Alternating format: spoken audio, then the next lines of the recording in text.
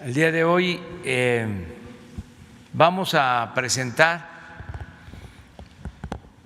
una iniciativa de ley para poner orden en todo lo relacionado con la subcontratación, llamado outsourcing, que se ha utilizado como una forma de defraudación fiscal y sobre todo que afecta a los trabajadores, porque de esta manera les niegan sus prestaciones laborales, los despiden a fin de año masivamente y no les reconocen sus derechos laborales fundamentales, ni aguinaldo, ni reparto de utilidades, nada, por este mecanismo que se creó para facilitar a las empresas los trámites de contratación de servicio, pero se deformó, se echó a perder y hay despachos que se dedican a estas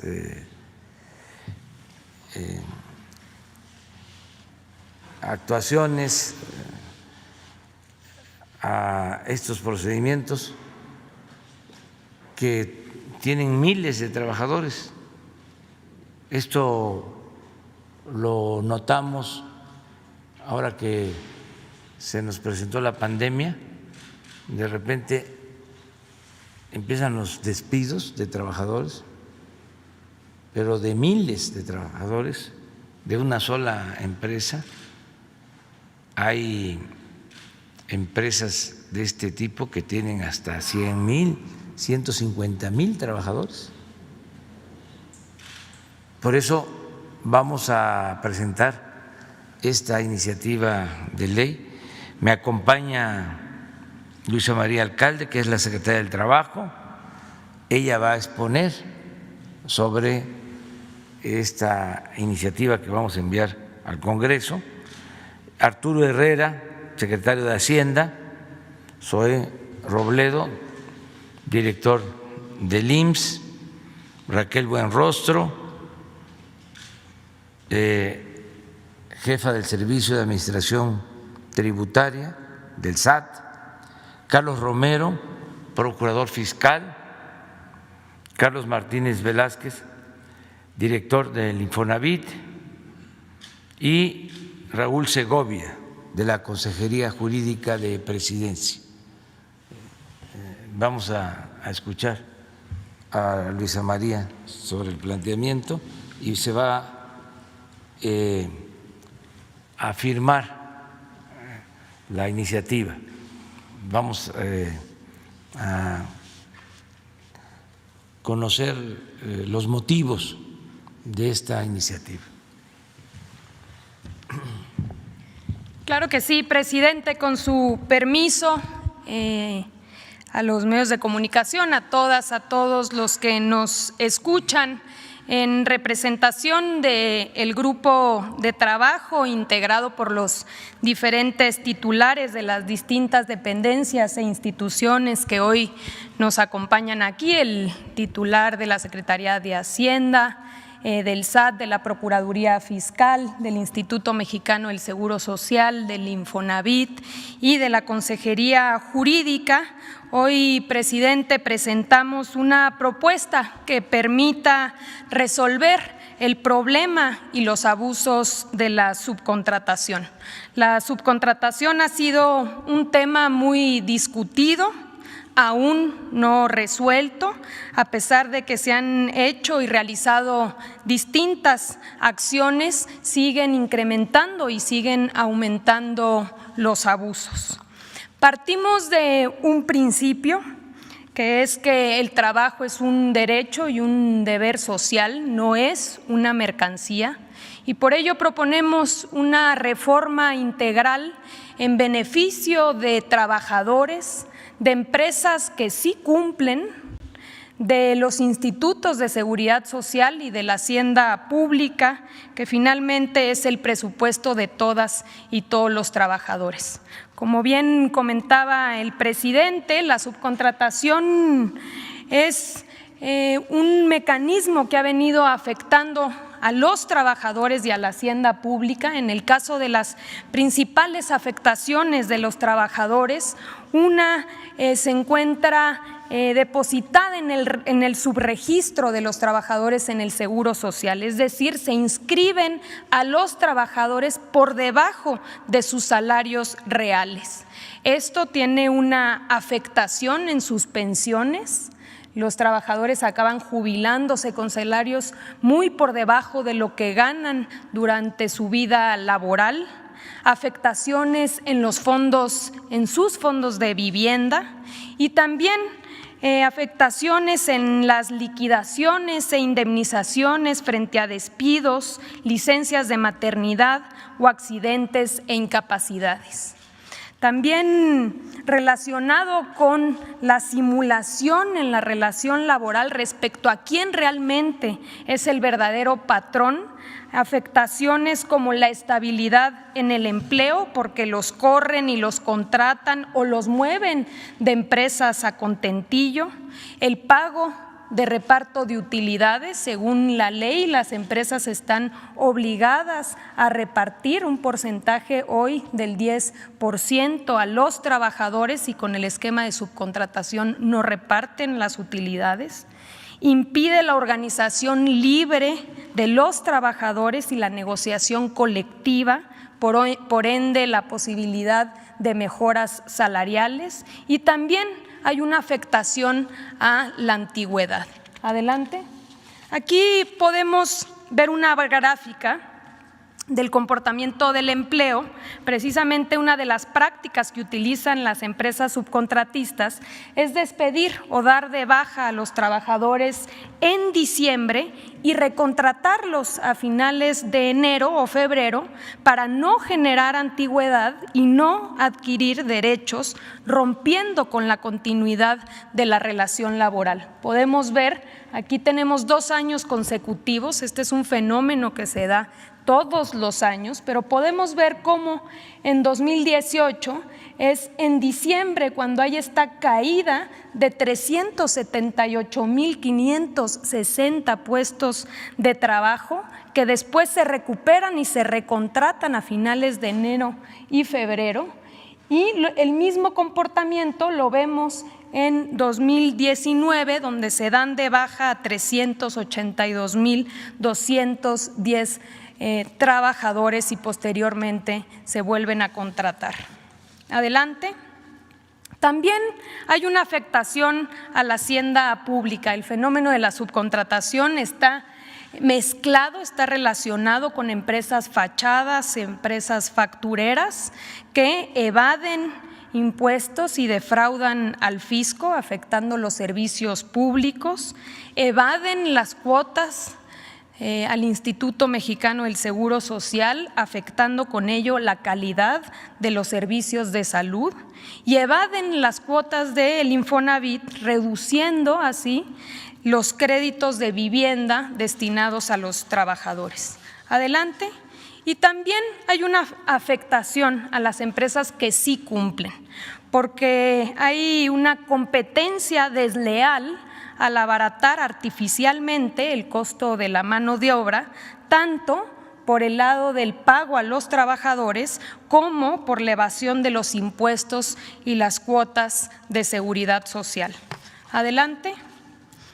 En 2012 recordarán que hubo una reforma que presentó el entonces presidente Felipe Calderón, ya prácticamente a su salida, donde se introdujo la figura de la subcontratación con algunas restricciones que finalmente fueron letra muerta, no funcionaron.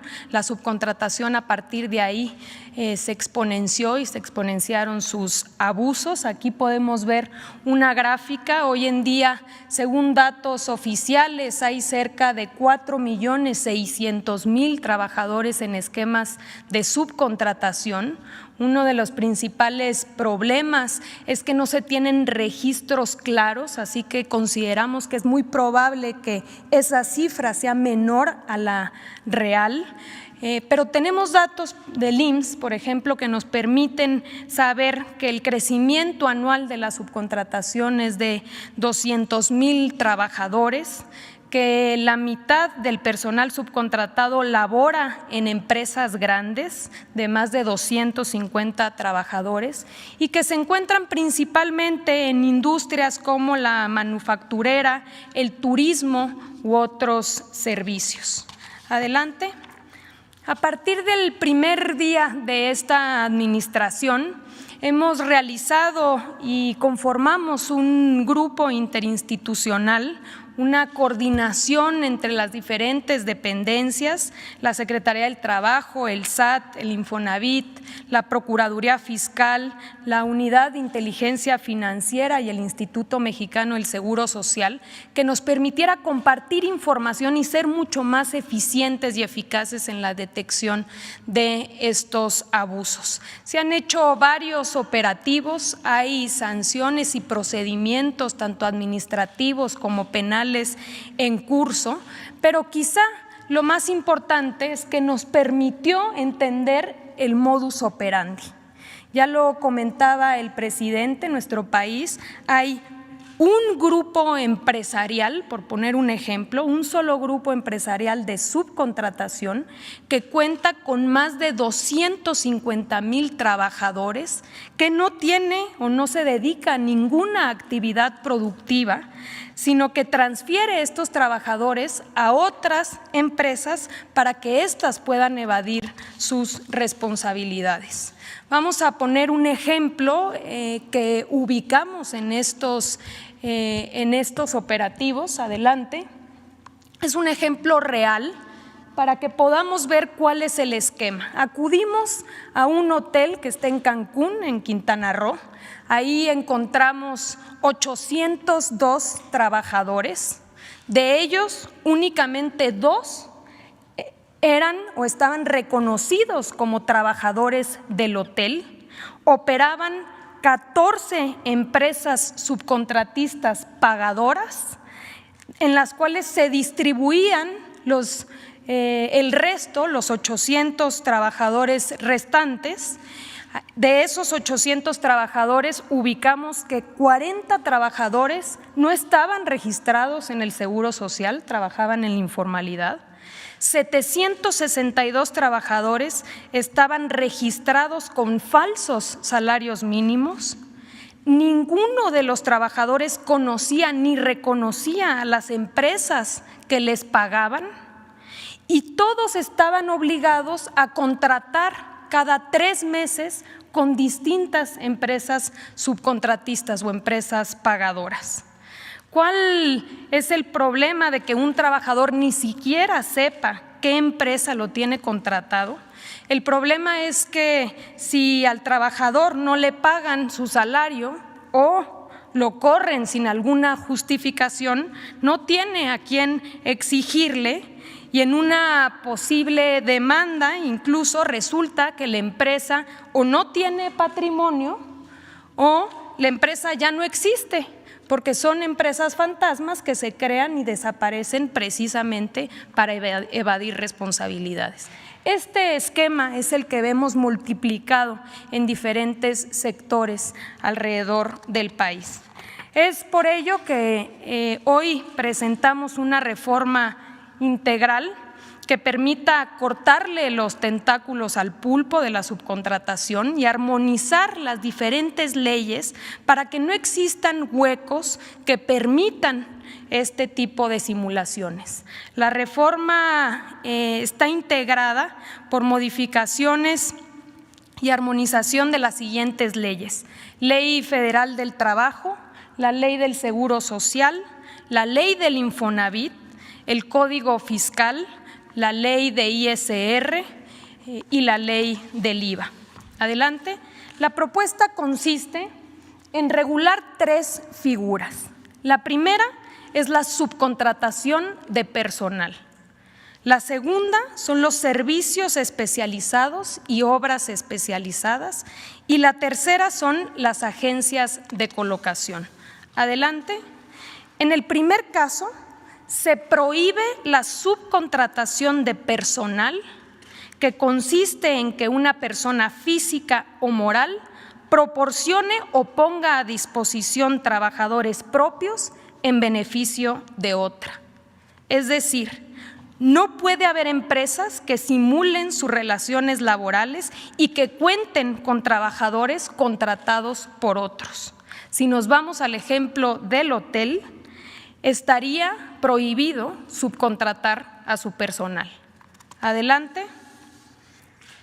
En el caso de los servicios especializados, se permite y se regula la prestación de servicios especializados o la ejecución de obras especializadas que no formen parte del objeto social ni de la actividad económica de la beneficiaria de los mismos.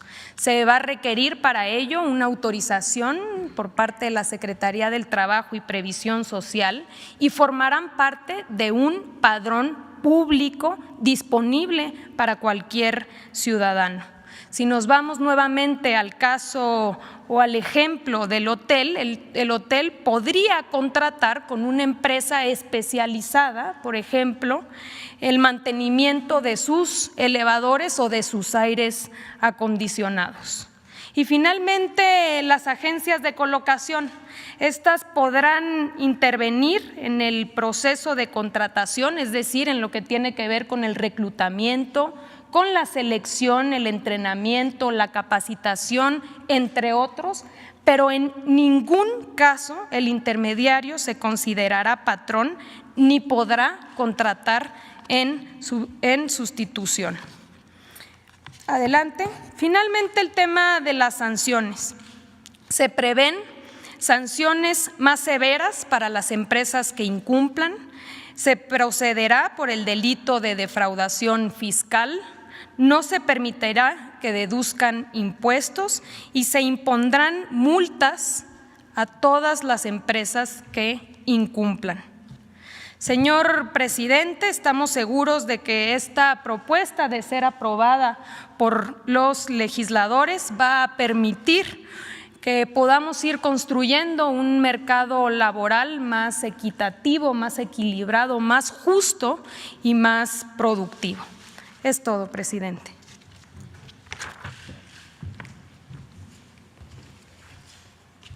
Entonces, si les parece,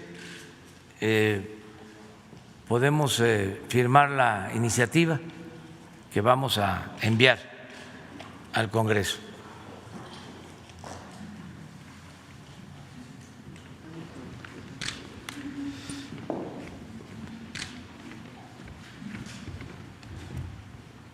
Estamos seguros que los legisladores van a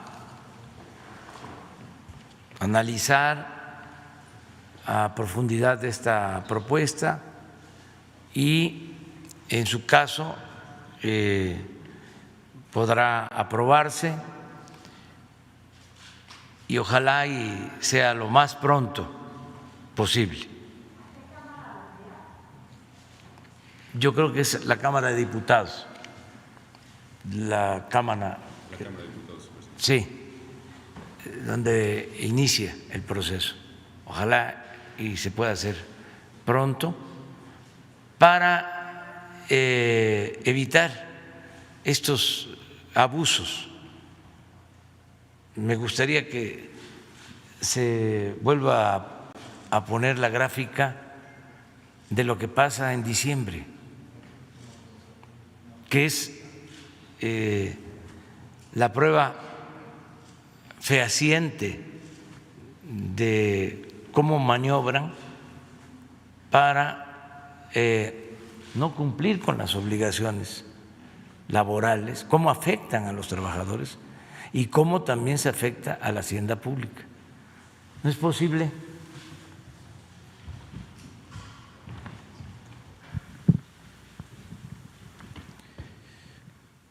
que se vienen creando empleos, pero en el mes de diciembre, y esto viene de tiempo atrás, podríamos poner la gráfica completa, y es la misma tendencia. Y en diciembre se caen los empleos. ¿Cómo es? Estamos hablando de menos 378,000.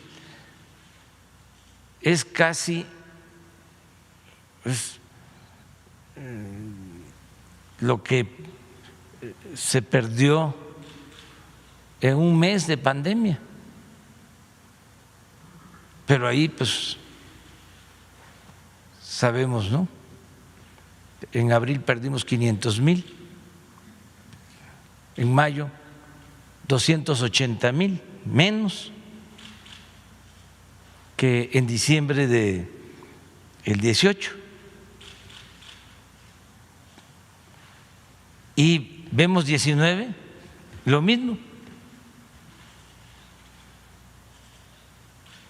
¿Cómo se explica eso? Es un abuso, ¿sí?, a una ley que se creó aceptando sin conceder para facilitar los trámites a las empresas que se dedicaran a producir y que no se desgastaran en los trámites laborales, pero se abusó.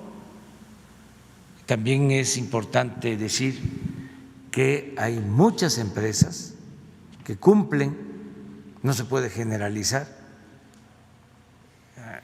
Básicamente, este fenómeno está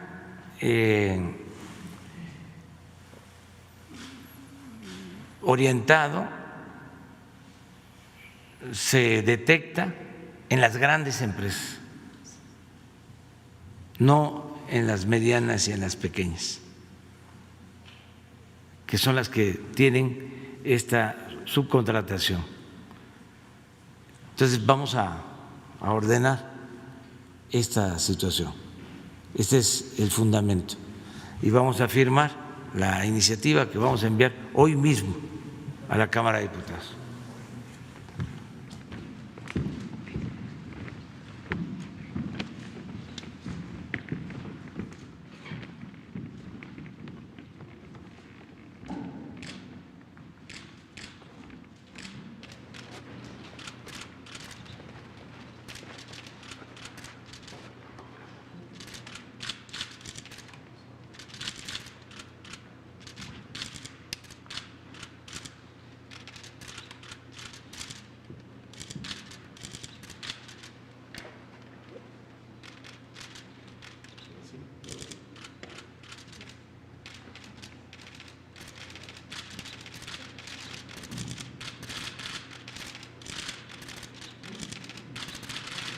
De este lado, por favor.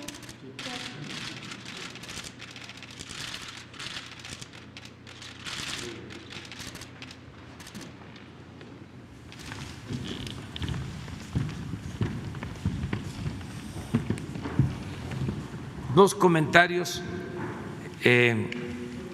sobre otros temas. Ayer una calificadora internacional, me gustaría que sobre esto explicara Arturo Herrera, mantuvo la calificación de México, es decir, no nos rebajaron nuestra calificación, lo cual significa que hay un reconocimiento por el manejo de las finanzas públicas, por el manejo responsable de las finanzas públicas. Que el secretario de Hacienda explique qué significa esta calificación de ayer. Y luego quiero hacer un comentario también sobre la aprobación del presupuesto para el año próximo en lo general y lo que está ahora decidiéndose en la Cámara de Diputados.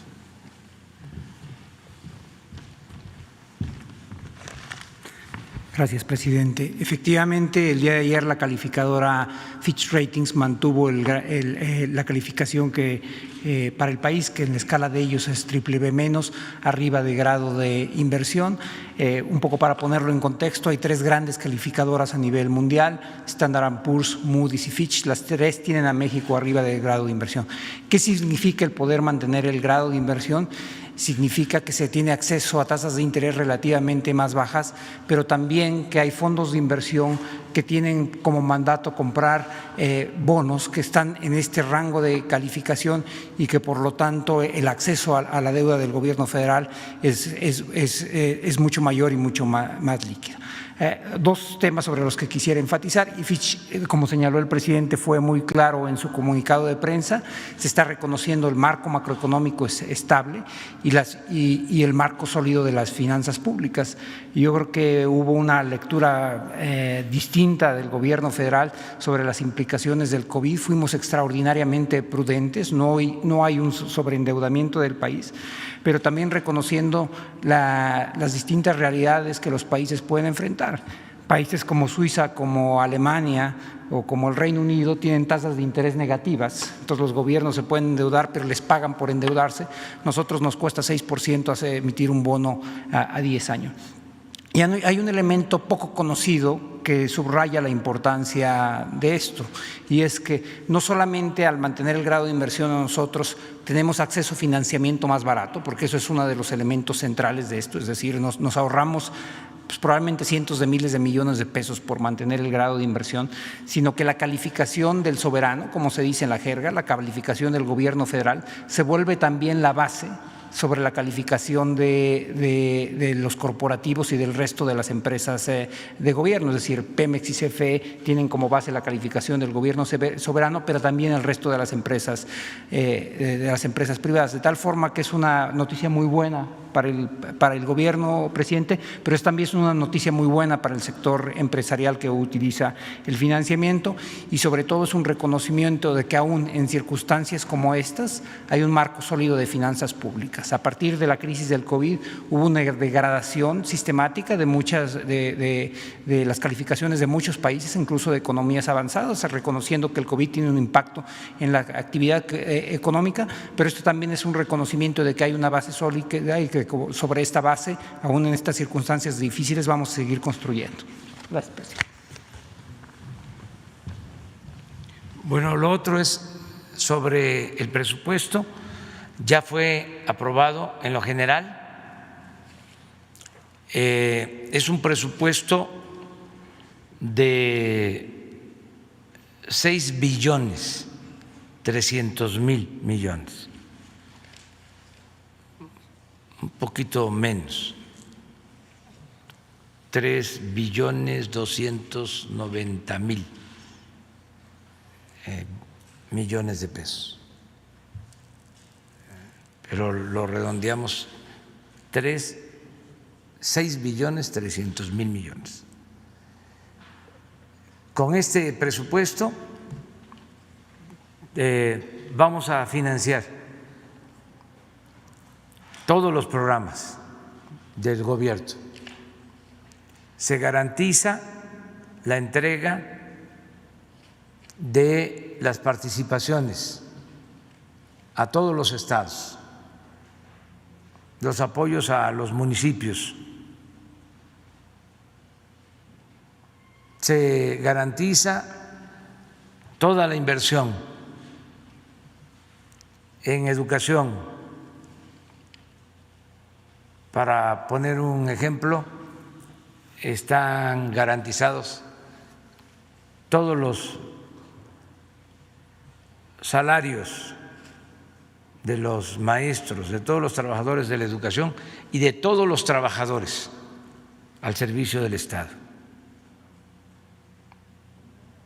Desde luego, se va a contar con presupuesto suficiente para la salud.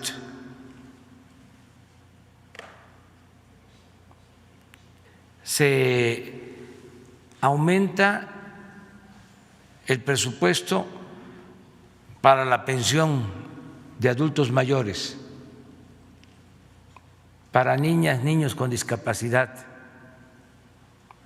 Aumenta el presupuesto para becas. Aumenta el presupuesto para el bienestar del pueblo.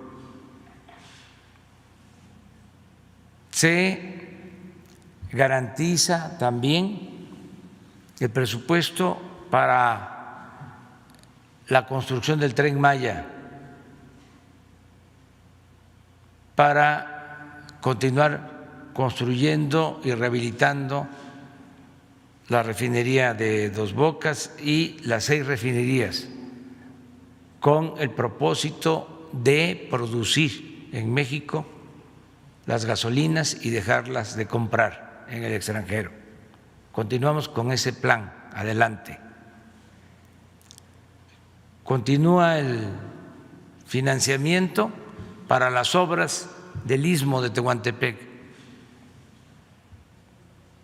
Se va a contar con todo el presupuesto para seguir avanzando y prácticamente terminar el aeropuerto Felipe Ángeles.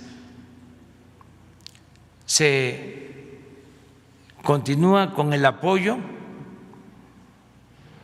a las ciudades fronterizas de México, es decir, en unos días más voy a firmar el acuerdo para ampliar el apoyo de disminución de impuestos en la franja fronteriza, en toda la frontera con Estados Unidos. Van a mantenerse impuestos bajos, 20% en impuestos sobre la renta, 8% en el IVA, el mismo apoyo para que cuesten menos las gasolinas, el diésel, los combustibles en la frontera. Y estamos revisando para hacer lo propio en la frontera sur, aún con etapas, pero se le va a dar el mismo tratamiento a ciudades como Tapachula. Chetumal va a tener un trato especial, va a ser zona franca, como lo fue en un tiempo. También en los parques industriales del Istmo se va a aplicar esta política fiscal de apoyo a empresas para la creación de empleos. De modo que vamos bien. Le agradecemos mucho a los legisladores, en este caso a los diputados, porque es la función principal de la Cámara de Diputados, la aprobación del presupuesto. Se aprobó en lo general, hubo como suele pasar cuando hay una verdadera oposición, hubo reservas, ya se están desahogando.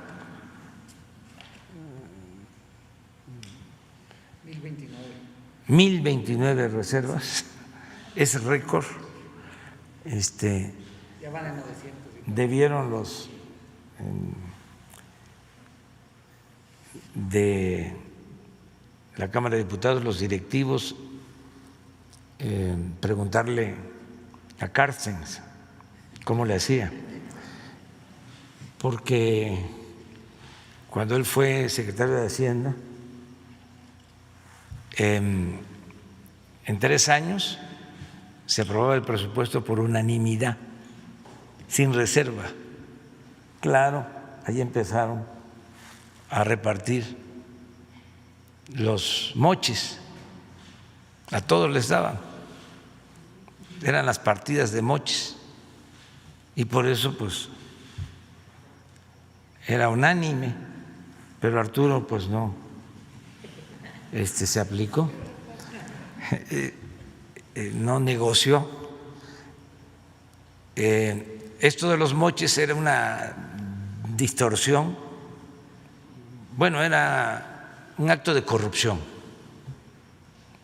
porque les daban a todos para que votaran, les compraban los votos, una vergüenza.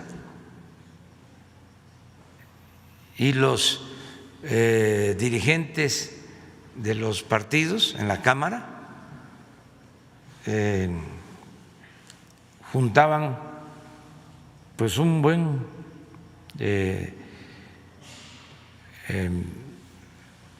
dinero, una cantidad de dinero suficiente, y ellos las repartían. Y en muchos casos, por ejemplo, les entregaban todo el manejo de la infraestructura para el deporte, la pavimentación de calles, de banquetas y la cultura. Y la cultura pues no era libros ni fomento a las tradiciones, a las costumbres, no, era construir, porque ahí en la construcción estaba el negocio, construir instalaciones, un poco lo que hacían con los fideicomisos del CONACYT, que eran partidas destinadas a la tecnología, pero lo primero que hacían era los edificios, y ahí están como elefantes blancos, porque era lo que les importaba, quedarse con los sobornos. Entonces, ya eso ya no funciona, ya no hay partidas de moches, y los legisladores están haciendo su trabajo. Ya si eran 1000 reservas, pues ya deben de haber avanzado. Sí, van 900. Ya bajaron 200. Bajaron 200. Bueno, pues ahí van a estar unos 2 o 3 días viendo una por una, y ya con eso se aprueba en definitiva el presupuesto y nos va a dar mucha tranquilidad para que no tengamos problemas presupuestales. Entonces era la información que queríamos transmitirles, estas noticias, y quedaron pendientes 2 compañeros de ayer. Ya no va a volver a pasar lo de ayer, de que nos pasamos. Es Meme Yamel, quedó pendiente, sí. Gracias. Buenos días, presidente. Me llamé el de Damexico News y sin censura. Dos cosas. Intentaré ser breve y no secuestrar el micrófono. En primera, el día de ayer, bueno, es cierto, fue antier. Mexicanos contra la corrupción y la impunidad ha sido un tema en la conferencia. Lamentablemente, ayer sí, María Amparo Casar publica una columna en Excelsior y en esta columna, presidente, pues entre muchas cosas que ya ha dicho, menciona que tiene miedo de que a raíz de los comentarios dichos justo aquí en la mañanera, pues se les hostigue, que se les quite el carácter de donataria, que de hecho los medios de comunicación dejen de difundir sus piezas y demás. Me parece curioso cuando de hecho ellos han callado y han ocultado denuncias en contra de su director de comunicación, por hostigamiento y acoso. De hecho, incluso hay despidos que realizaron a unas periodistas, en su mayoría mujeres, por haber denunciado estos temas, y las denuncias ya no existen, pero aún más curioso, presidente, y me gustaría ver si aquí, aprovechando que está el secretario de Hacienda, nos podrían explicar la importancia o la investigación sobre el financiamiento de estas organizaciones, porque lamentablemente también antier se hizo público a través del Twitter de Álvaro Delgado que según Mexicanos contra la Corrupción y la Impunidad, ellos estarían beneficiando con su trabajo a 9.999.999.999.900 personas. No sabemos si esto es algún tipo de error de data o si es lo que ellos reportaron. Entonces, quizás aprovechar por ahí esta explicación sobre la investigación del financiamiento de este tipo de organizaciones. Sí, bueno, lo primero es que se está transparentando este asunto, ¿no? Ellos alegan de que no podían dar a conocer los nombres de los aportadores, de los patrocinadores de esta organización, pero esta organización presumía de que buscaba la transparencia. Entonces, hay un doble discurso. Ahora dicen que nosotros incurrimos en pues una infracción o cometimos un error al dar a conocer aquí quiénes están financiando a esa organización. Primero, pues es una investigación periodística. Y segundo, esto es un asunto de forma, es un asunto de fondo. La transparencia es una regla de oro de la democracia. Y cómo ellos sí exigen transparentar todo y no transparentan cómo es que se están financiando. Es una contradicción, es muy propio del conservadurismo, es la hipocresía, la verdadera doctrina de los conservadores. Nosotros no vamos a perseguir a nadie, ni va a haber censura. Lo único es que no vamos a permitir la corrupción. Y estas organizaciones, en el fondo, su papel, su función es defender al régimen de corrupción y de privilegios que imperaba. A eso se dedicaban y por eso ahora se lanzan en contra de nosotros. ¿Por qué un gran empresario de estos que despidieron a trabajadores ahora con la pandemia? Hay unos, por ejemplo, estos de los primeros que despidieron. Estaba yo en Oaxaca, me acuerdo, hasta me pronuncié, porque empezaron trabajadores de Starbucks a quejarse de que los estaban despidiendo a todos, sin darles ninguna prestación. Y es una empresa que se llama Alsea. Pues esa empresa, con ese comportamiento tan humano y moral, es de las que le entrega dinero a esta organización que se llama Sí o Juntos por México. Por la corrupción o Mexicanos contra la corrupción y la impunidad. Es bueno. Entonces tenemos que transparentar todo, porque es dinero del presupuesto, es dinero público.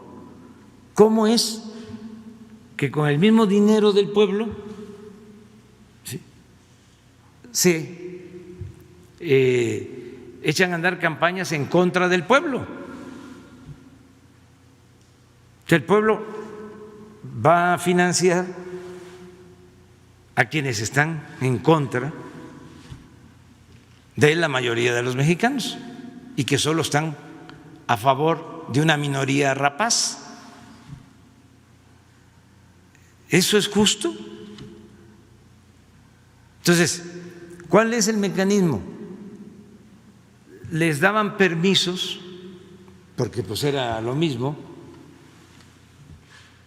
coincidían, para recibir estas aportaciones que podían deducirse de los impuestos. O sea, no pagaban impuestos y se los entregaban a estas organizaciones. O sea, presumían estos empresarios con sombrero ajeno, con dinero del pueblo. Así es de claro, pero me gustaría que la directora del SAT explicara sobre este asunto. Y el que nada debe, nada teme, que no empiecen a decir es censura, nos están atemorizando. No, es transparencia y es legalidad y es decir no a la corrupción.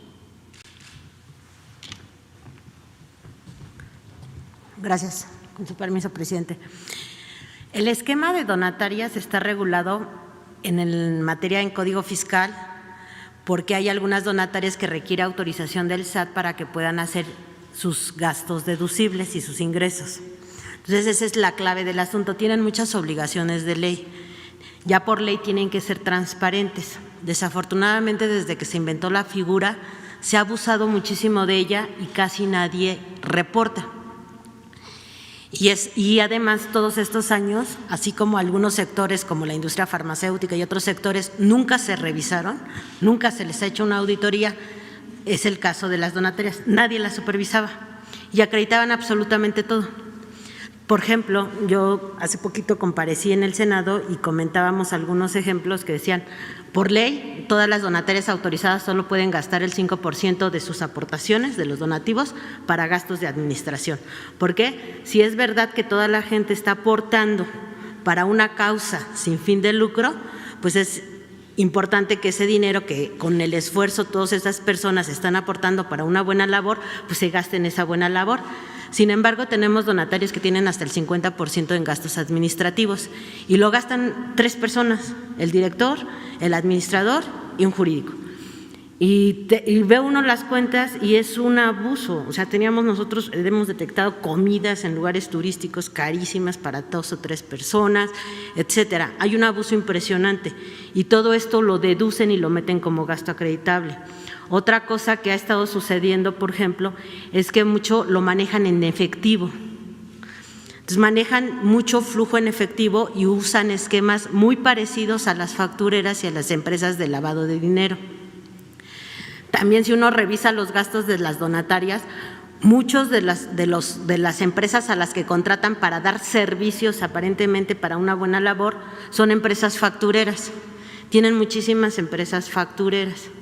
No estamos diciendo que sean todas, pero sí, el SAT tiene registrados un poco más de 9,000 empresas donatarias y de esas 9,000 donatarias no todas se portan de esa manera, pero sí tenemos un buen grupo identificado.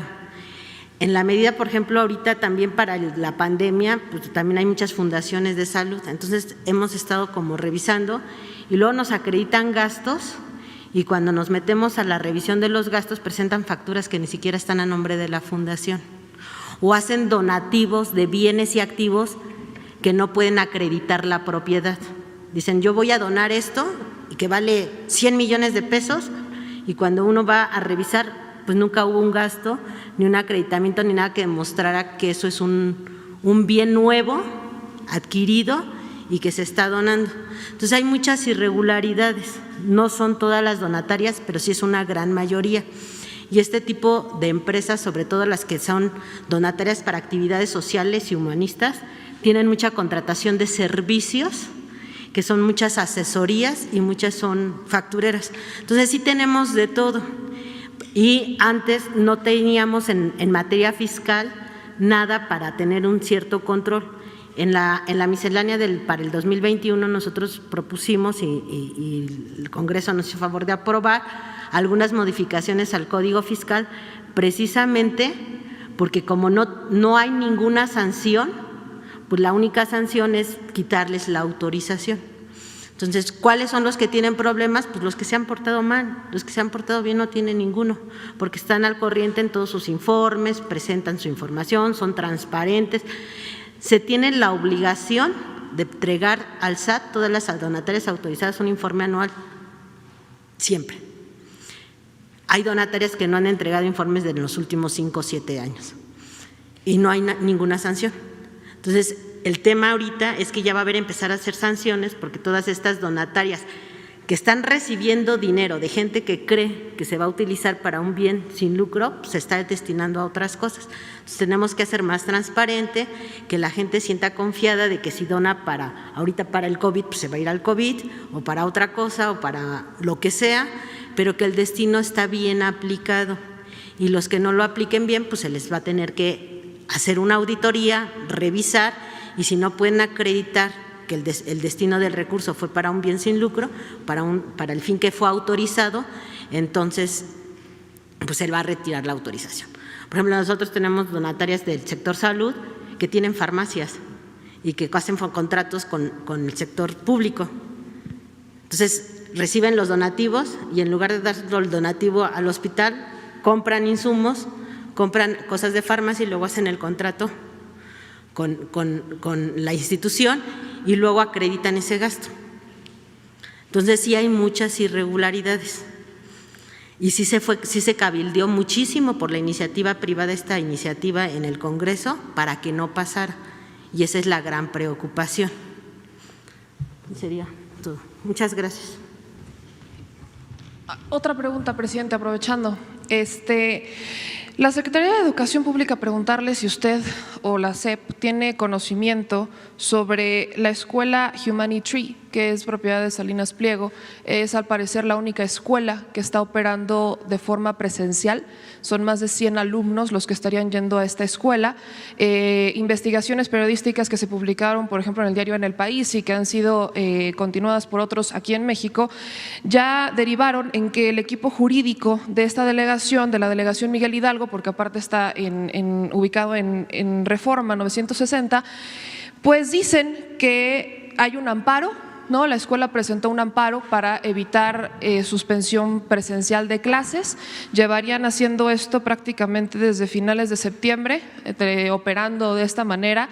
El empresario, de hecho, ya alardeó de la situación en redes sociales y preguntarle si habrá algún tipo de investigación, sanción o algún tipo de situación que ocurra acá, porque aparentemente el empresario ya la agarró como para andar amparándose a punta de amparos, está buscando ganar tiempo y acá, digo, independientemente del amparo que mete para no pagar los impuestos, la preocupación es que está poniendo en riesgo la vida de niños menores, porque ya hubo hasta 2 padres de esta escuela que tuvieron COVID. Según el propio amparo, según la empresa o según más bien el empresario y los representantes legales, cumplen con todas las regulaciones y medidas sanitarias, pero pues hasta donde nosotros tenemos entendido, ninguna escuela debería de estar operando de forma presencial por la pandemia, y aquí pues no sé si tenían conocimiento de esto o qué procedería en este caso. Bueno, vamos a pedirle a Esteban Moctezuma, secretario de Educación, que él informe del día de hoy sobre lo que me estás preguntando, si te parece. Ya hay una investigación, pero no quiero exponer nada sin fundamentos. Creo que Esteban puede explicar sobre esta situación. No adelantar los juicios, vamos a esperarnos. En todos los casos tenemos que actuar con prudencia y justicia. El tiempo que estamos viviendo, que son, dicho sea de paso, tiempos interesantes, porque no cualquier generación tiene esta dicha de vivir procesos de transformación. Recuerden ustedes que hay veces que pasan décadas, siglos y no se mueve nada. Hablamos de 3 transformaciones y la que estamos llevando a cabo, 4 en más de 200 años, 4 transformaciones. Entonces nosotros pues tenemos la dicha de estar como protagonistas en una transformación. Entonces son cambios, hay confrontación política, afortunadamente todo se está desenvolviendo de manera pacífica, pero no deja de haber polémica, no deja de haber polarización, que tampoco debe eso preocuparnos,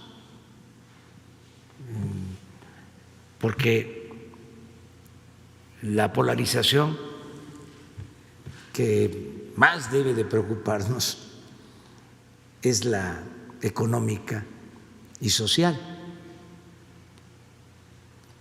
la desigualdad monstruosa.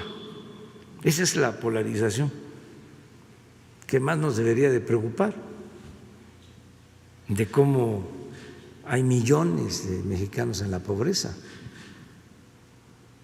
mientras existen minorías que tienen enormes fortunas, unas logradas con esfuerzo, con trabajo, de tiempo atrás, herencias, y otras fortunas mal habidas, hechas al amparo del poder público, con el saqueo del erario. Pero bueno, esa es la polarización que más debería de preocuparnos. La polarización política siempre ha habido, nunca ha dejado de existir el conservadurismo, ni cuando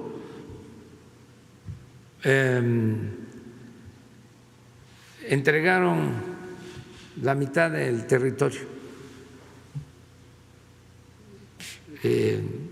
después de ese gran zarpazo, esa tragedia nacional, siguió el conservadurismo. hasta fueron a buscar a Santana al extranjero para que regresara, le perdonaron todo, lo volvieron Alteza Serenísima y todavía le permitieron que vendiera otra parte del territorio y derrochara los 10 millones que le entregaron.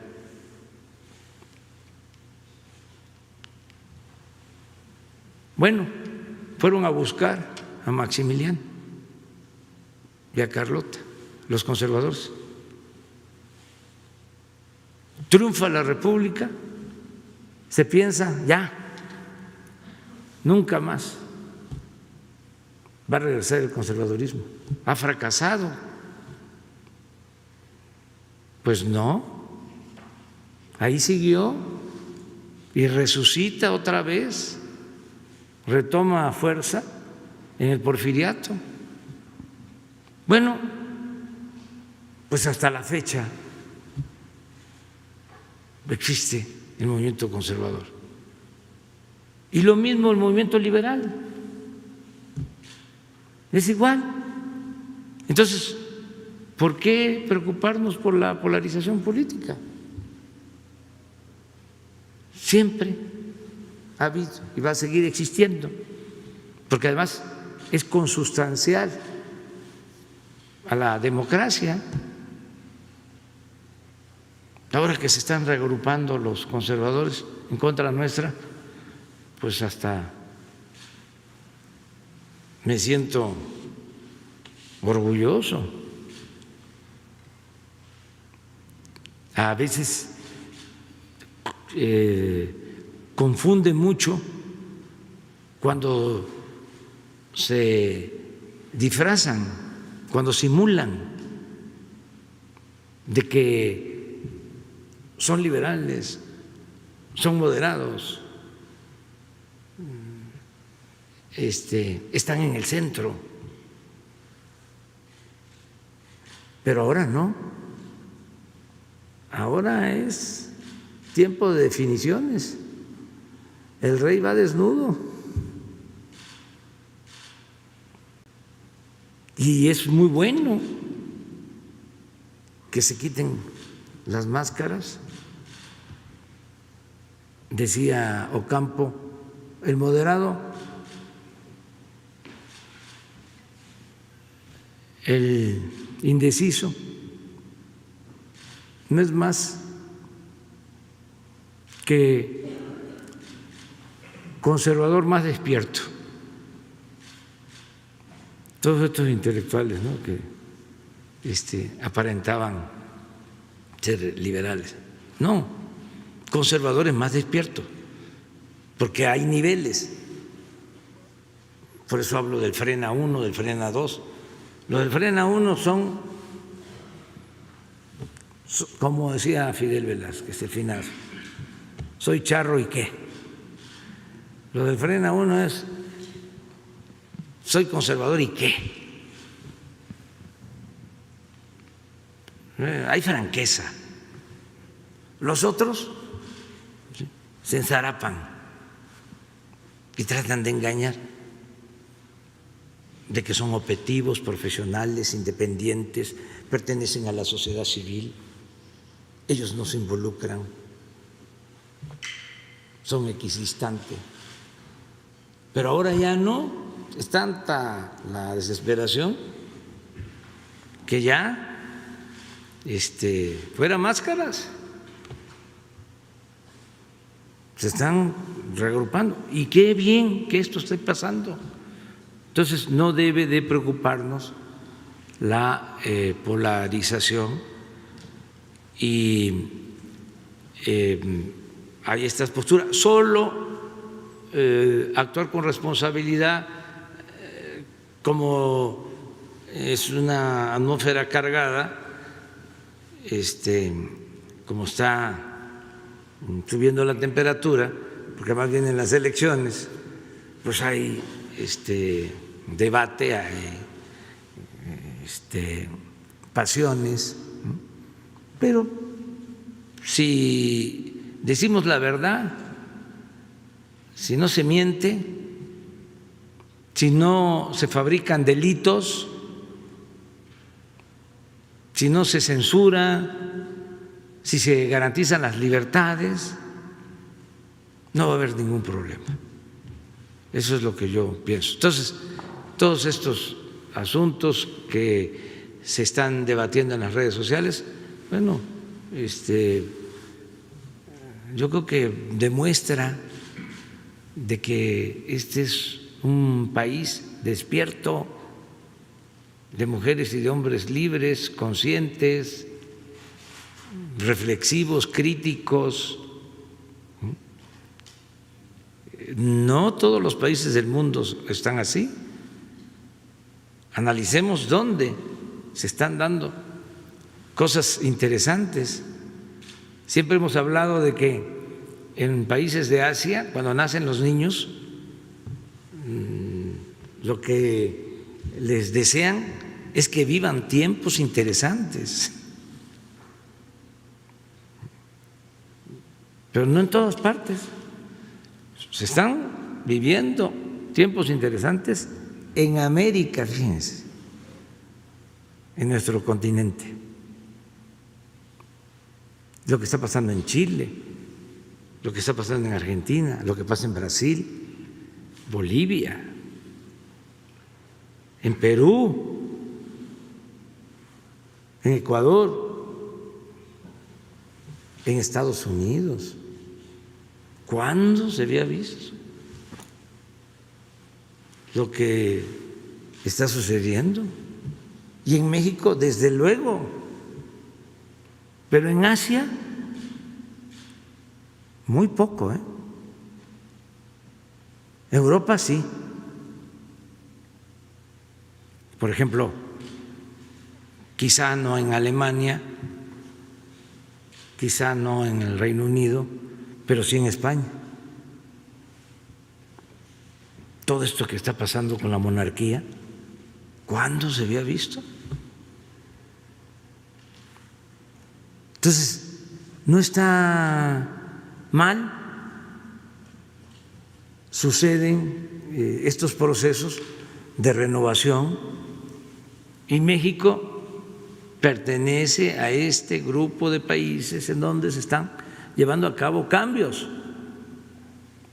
Y es muy importante verlo de manera positiva.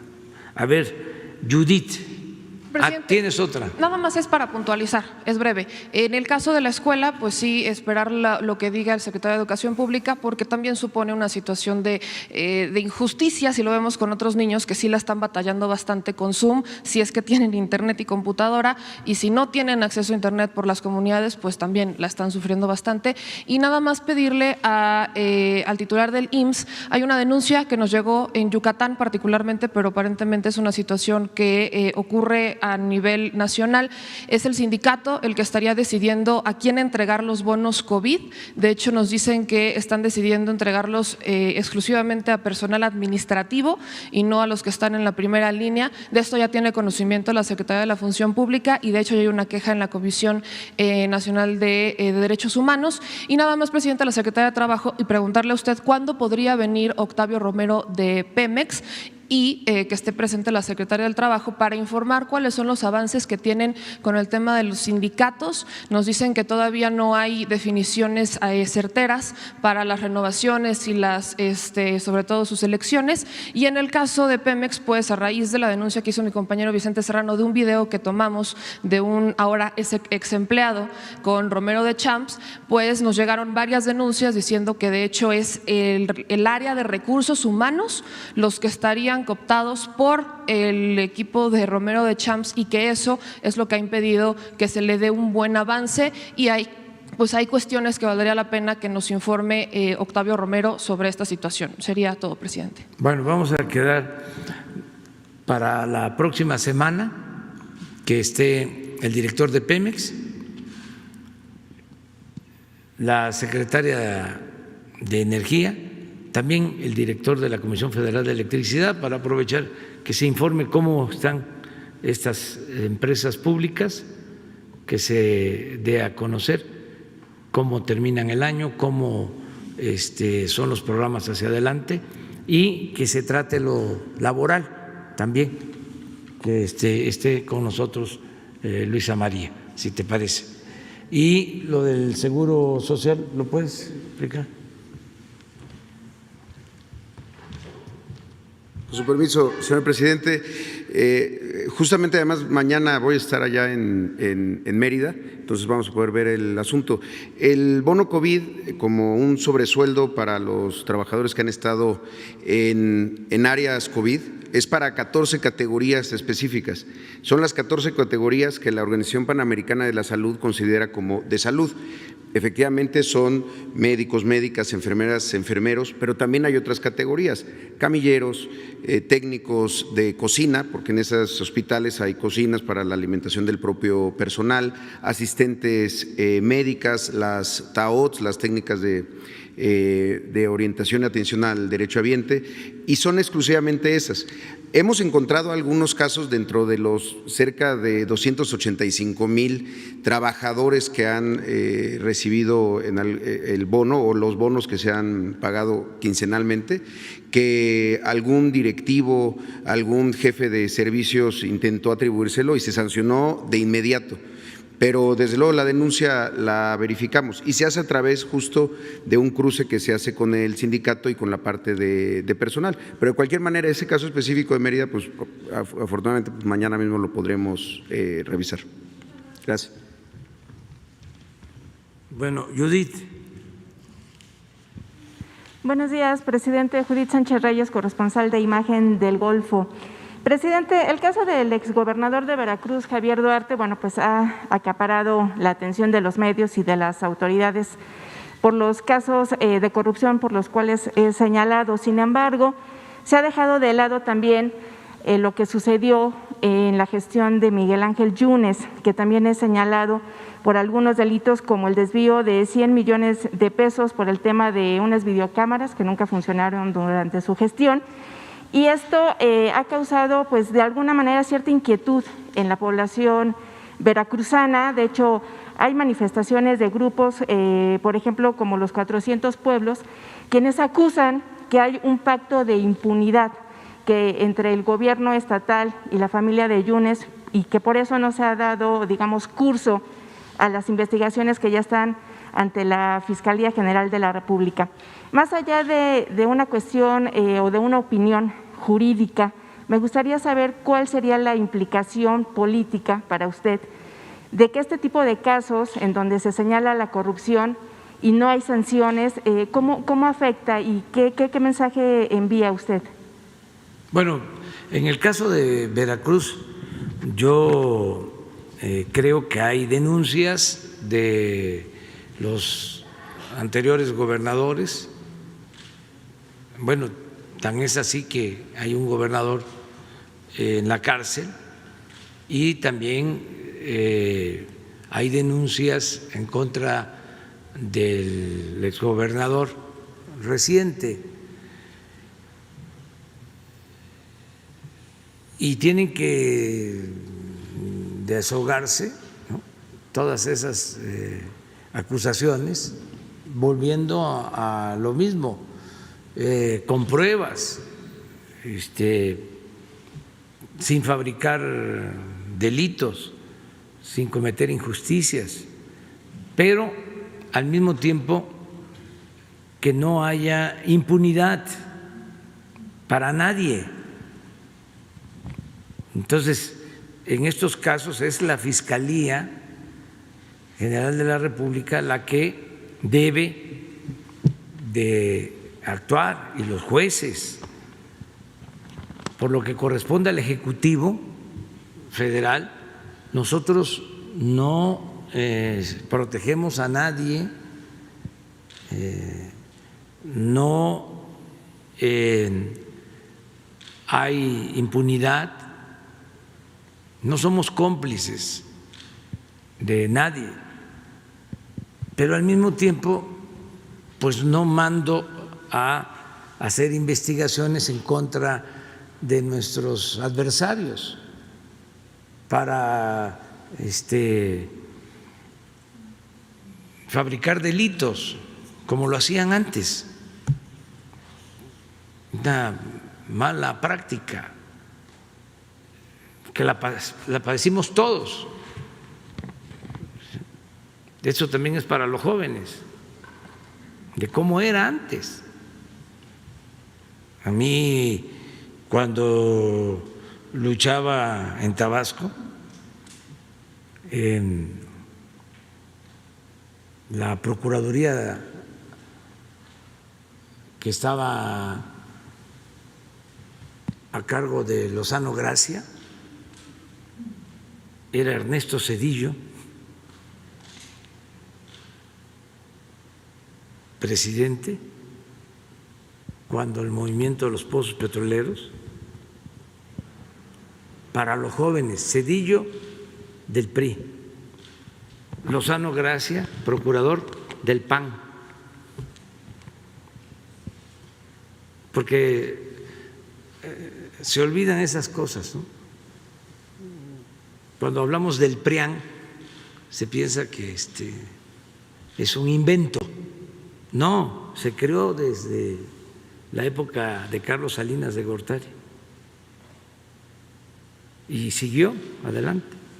Bueno, en ese entonces me acusaron de muchísimos delitos.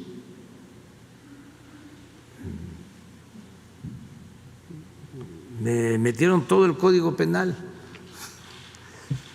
11 de delitos, y sacaron la orden de aprehensión. No se atrevieron a aplicarla por las circunstancias especiales, porque era una gran injusticia y porque me iba a defender la gente, como siempre me han defendido. Pero fabricaban los delitos a los opositores. Esa era la práctica. Muy curioso, por ejemplo, en el caso de la maestra del Bester, de la acusación que le hicieron, pues no tenía que ver con lo que supuestamente había hecho. Era pues que fueran a la cárcel los que se consideraban opositores al régimen o habían caído de la gracia. Y como, por ejemplo, no era delito grave la corrupción y podían salir bajo fianza, a todos les imponían lavado de dinero, porque ese delito, ¿cómo dicen los abogados?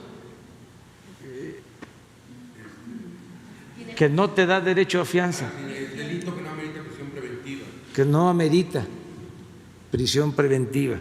O sea que, bueno, a los maestros de Oaxaca, los dirigentes, gente humilde, pobre, ¿qué delitos les pusieron? Lavado de dinero, por lo mismo. Al maestro Rubén Núñez, que ya falleció, que lo conocí, una gente humilde, lavado de dinero. Entonces, no fabricar delitos y al mismo tiempo hacer justicia, que no haya impunidad. En el caso de Veracruz, yo sostengo que mis paisanos ahora cuentan con un gobernador honesto, Cuitlagua García. Tenía mucho tiempo que esto no pasaba en Veracruz. No estoy diciendo que es un santo que es perfecto, pero no tengo duda de que es una gente honesta. Y eso es muy importante, porque siempre se ha padecido de gobernadores mediocres y ladrones. Entonces, sí es un cambio importante. Pero bueno, que la Fiscalía resuelva sobre esto. Bien, en otro orden de ideas, presidente, hace unos días fue asesinado Israel Vázquez, un periodista de Guanajuato, justamente en el momento en el que estaba haciendo la cobertura y dando cuenta de los actos violentos que se están generando en ese estado. Eso derivó la opinión de la alcaldesa de Salamanca, la morenista Beatriz Hernández, que inculpó al periodista por haber estado haciendo la cobertura en un lugar peligroso y pues un horario quizá no adecuado. ¿Tiene usted información respecto a las investigaciones que se están haciendo sobre el caso y cuál sería su opinión precisamente de estos comentarios de la alcaldesa respecto al asesinato? Pues muy lamentable, ¿no? Los asesinatos de periodistas y de luchadores sociales, de autoridades. Ahora en Veracruz asesinaron a la presidenta municipal de Jamapa. Se está haciendo la investigación, hemos estado pendientes de esto. El caso de Guanajuato, pues ya lo hemos tratado, vamos a seguir procurando pacificar el Estado. Nos ha costado mucho porque estaba, como en otras partes, ya muy arraigado el funcionamiento de los grupos de delincuentes y mucho contubernio con las autoridades. Es el principal problema. No se hubiese llegado a los extremos de violencia en Guanajuato si no se hubiese dado apoyo y protección desde los gobiernos. Siempre que hay un asunto así es porque existe contubernio y creció mucho, se arraigó, echó raíces la delincuencia. Entonces hay que limpiar, hay que seguir y hay que cortar de tajo la relación entre delincuencia y autoridades, marcar bien la línea divisoria. Y yo sostengo que eso es lo que ha dificultado las cosas, porque se ha enviado a la Guardia Nacional, se tiene muchos elementos en Guanajuato y nos está costando mucho trabajo. Y esto es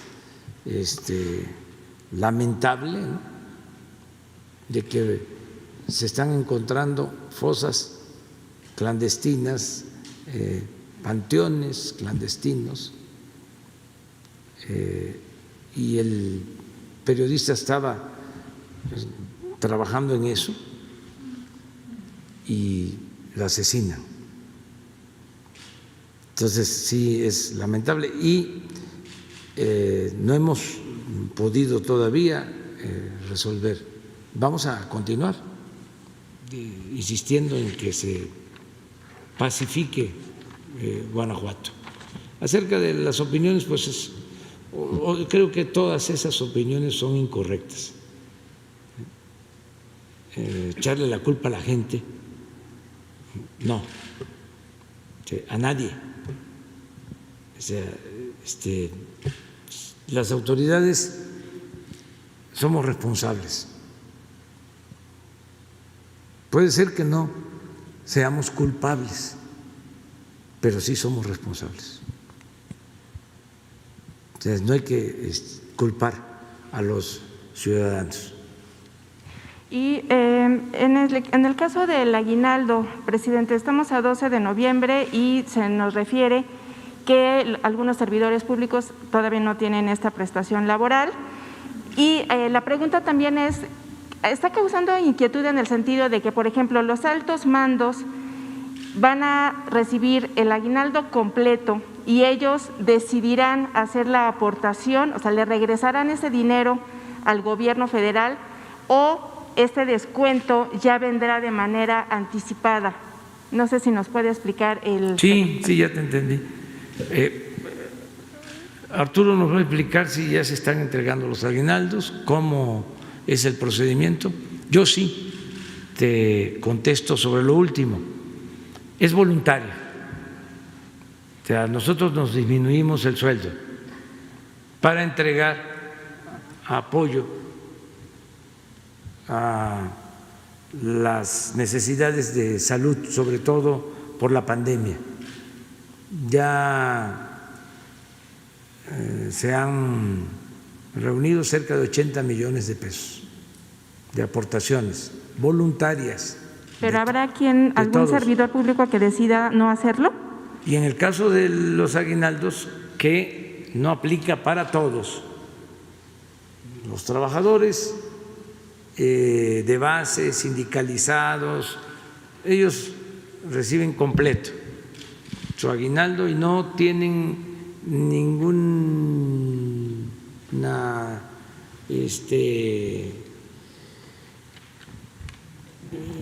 necesidad,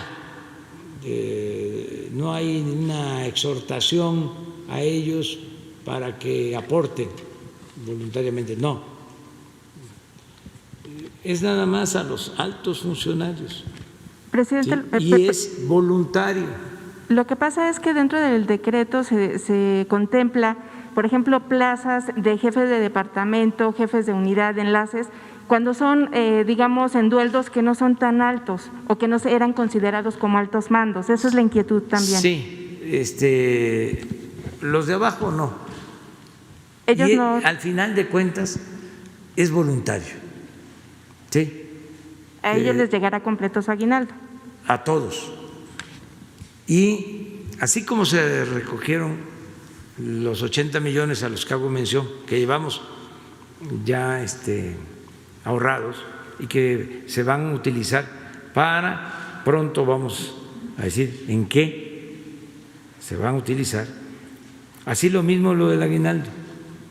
Hay una cuenta en donde yo recibo mi aguinaldo y voy y deposito en esa cuenta. En mi caso voy a devolver todo el aguinaldo. En el caso de secretarios, de otros funcionarios de alto nivel, es menor, o sea, lo que voluntariamente se les está solicitando, hay una orientación en ese sentido, pero no están obligados. Y si ellos consideran de que no pueden, es un asunto de conciencia, ¿no?, de cada quien. Entonces, no entregan nada, no depositan nada, no estamos revisando quién deposita, no. Lo que da la izquierda no tiene por qué saberlo la derecha. Es voluntario. Finalmente, presidente, en la cuestión del gabinete, ¿ya tiene usted candidato o candidata para el control de los puertos del país en sustitución de Rosa Isela Rodríguez? Y también solamente saber si es cierto que Arturo Herrera no terminará como titular de Hacienda y Crédito Público para buscar una posición en el Banco Mundial. No sé si nos puede decir eso, nos puede anticipar eso. Gracias. Bueno, pues eso se lo va a contestar ella. Yo nada más decirles que ya se está haciendo el cambio para que la Secretaría de Marina se haga cargo de todos los puertos, la administración de los puertos. Están haciendo muy buen trabajo. Me informan que la directora de puertos, que va a sustituir a Rosa Isela Rodríguez, que a la vez va a ser la secretaria de Seguridad y de Protección Ciudadana, va a ser mujer, eso es lo que me han dicho. Todavía no la conozco, pero ya corresponde al secretario de Marina, al almirante Ojeda, decidir sobre esto, y ya están nombrando a los directores de los puertos. Ayer estuve con el ingeniero Jorge Arganis, que es el secretario de Comunicación. De esa secretaría dependían los puertos y me informó que está llevando a cabo la entrega y que ha estado visitando los puertos y está muy satisfecho con los nombramientos que se están realizando de los nuevos directores de puertos, que los almirantes que están siendo nombrados están bien acreditados y al mismo tiempo pues está saliendo a flote de que había mucha corrupción, lo que ya sabíamos, pero ahora ya se está constatando al momento de que se están revisando los documentos sobre el funcionamiento y la administración en los puertos, pero ya eso va adelante, se va limpiando, y lo demás, sobre todo lo de el aguinaldo, ¿sí? Y también si quieres contestar lo demás, a lo mejor ya no estás a gusto. Bueno. Está muy incómoda la silla. Empiezo por lo del aguinaldo. Ayer se realizaron los primeros depósitos. Tradicionalmente el aguinaldo, el salario de los funcionarios públicos de cualquier nivel está dividido en dos partes, el salario base y la parte de compensación. El aguinaldo se pagaba en dos partes, pero también dividido por una parte de base y una parte de compensación, de tal forma que entre ahora y finales de año se hacían 4 transferencias. Justo el día de ayer se realizaron para la mayor parte de los trabajadores las transferencias. Era el compromiso que habíamos hecho la semana pasada, que para el periodo del Buen Fin los trabajadores iban a recibir la primera parte de su aguinaldo. Me parece que vamos en tiempo y forma con lo que nos habíamos comprometido. Con relación a lo que apareció ayer, entiendo que algún columnista me mandó buenos deseos, pero no es mi cumpleaños. La verdad es que la nota ni la leí, porque me la mandaron por WhatsApp y en los primeros 2 párrafos tenía ya un error, entonces ya no lo leí. Decía que me iba a ir al directorio ejecutivo del Banco Mundial. La posición en el directorio ejecutivo por los próximos años ni siquiera es de México, es de España. Así es que cuando ya traía información tan mal en la primera línea, pues ya no lo leí. Más allá de eso, yo creo que para un economista con vocación en el sector público difícilmente puede haber un mayor privilegio y una más alta responsabilidad que estar en la Secretaría de Hacienda. Eso es cierto en cualquier circunstancia, pero es mucho más cierto en las circunstancias en las que estamos viviendo. Así es que mientras el presidente me aguante, yo voy a estar por aquí. Muchas gracias. Bueno, ya vamos a terminar ahora, ¿no? Mañana nos alargamos de nuevo. Nada más decir que se sigue atendiendo a damnificados de mi estado, de Tabasco, también a mis paisanos de Chiapas, de Veracruz, y es probable que vaya por allá de nuevo el fin de semana. Es probable. Bueno, también decir algo. Mañana yo voy a cumplir años. Voy a cumplir 67 años. Estoy bien, gracias al Creador, a la naturaleza y a la suerte, que también cuenta. Y quiero aprovechar para mandar un abrazo a todos. Me enteré por unos mensajes en las redes sociales que quieren venir hoy en la noche para traer una serenata. Yo no puedo impedirlo, pero no hace falta. No hace falta. Tenemos que cuidarnos ahora por la pandemia, todavía sigue afectando. Y hay amor sincero y eterno, es un amor recíproco, así como me quieren a mí muchos, los quiero yo y un poquito más todavía. Entonces, muchas gracias, pero no hace falta. Miren así. Y amor con amor se paga. Ya que más amor me van a dar si me están apoyando, me están respaldando, estamos juntos llevando a cabo una transformación, que es un ideal que estamos convirtiendo en realidad. ¿Qué mejor regalo que ese? Entonces, no hace falta, o sea, es mejor quedarnos en casa,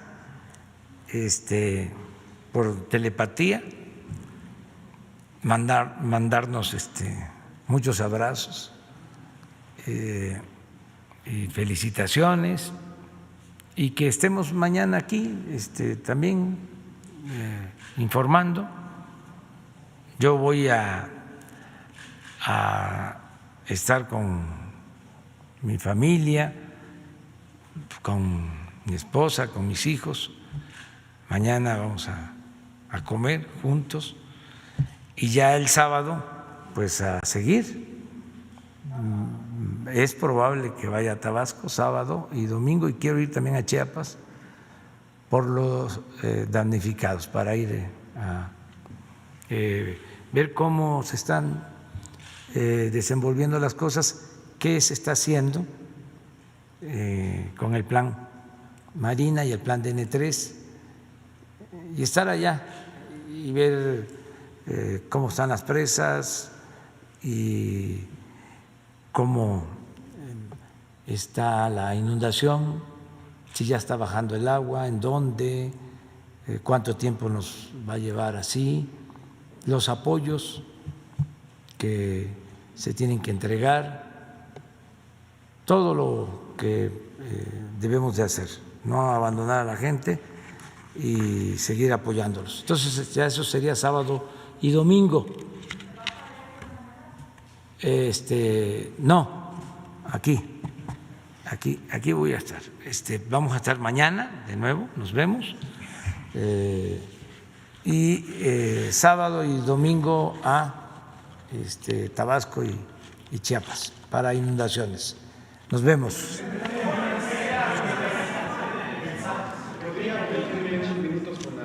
Jefa del SAT para Mañana. Mañana, pero ahorita aprovechando. No. Bueno, platiquen ustedes. Sí, claro, cómo no.